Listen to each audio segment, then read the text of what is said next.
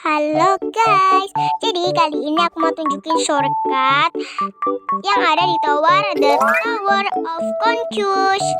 Kira-kira di mana ya shortcutnya? Tapi kalian jangan lupa subscribe dulu dalam 3 detik. 1, 2, 3. Oke, makasih. Di sini itu ada 2 shortcut ya guys. Yang pertama ada di sini.